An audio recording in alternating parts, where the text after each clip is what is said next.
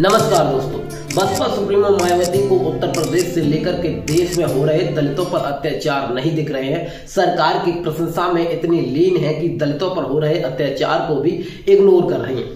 और अगर बसपा सुप्रीमो मायावती को किसी और में कमियां दिख रही हैं तो वो है समाजवादी पार्टी, चंद्रशेखर आजाद और राहुल गांधी व तमाम विपक्ष की पार्टियां।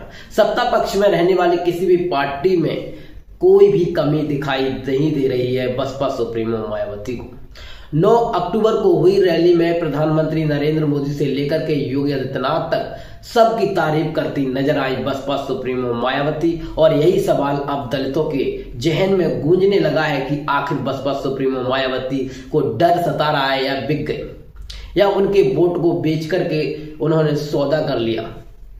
दोस्तों, आपको पता होगा 9 अक्टूबर को बसपा सुप्रीमो मायावती की एक महा रैली थी जो लखनऊ के अंदर, और उसमें काफी संख्या में लोग पहुंचे थे। बताया जाता है कि 5 लाख से ऊपर की भीड़ थी।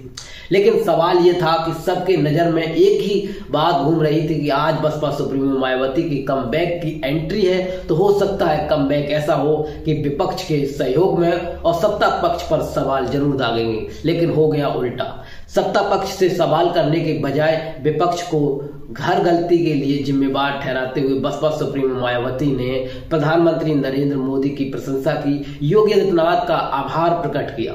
और ये बात अब दलितों के बीच में गूंजने लगी है। दलित सोच रहे हैं कि आखिर हम क्या करें, बसपा सुप्रीमो मायावती ने तो हमारा वोट बेच ही दिया। अब उनके अंदर एक सवाल खड़ा हो गया है, एक सवाल, अब वो उसका उत्तर ढूंढ रहे हैं। बसपा सुप्रीमो मायावती से उन्हें बहुत आस थी, लेकिन बसपा सुप्रीमो मायावती को उत्तर प्रदेश में दलितों पर हो रहे अत्याचार नहीं दिख रहे हैं। उत्तर प्रदेश में बेरोजगारी से लेकर के तमाम मुद्दे, सरकार में बैठे लोगों के काम नहीं दिख रहे हैं। उत्तर प्रदेश में हो रहे भ्रष्टाचार नहीं दिख रहे हैं तो अखिलेश यादव, राहुल गांधी और चंद्रशेखर आजाद व अन्य विपक्षी नेताओं में कमी। बसपा सुप्रीमो मायावती लगातार अपने एजेंडे में सिर्फ और सिर्फ विपक्ष के नेताओं को टारगेट करती है, न कि सत्ता पक्ष के।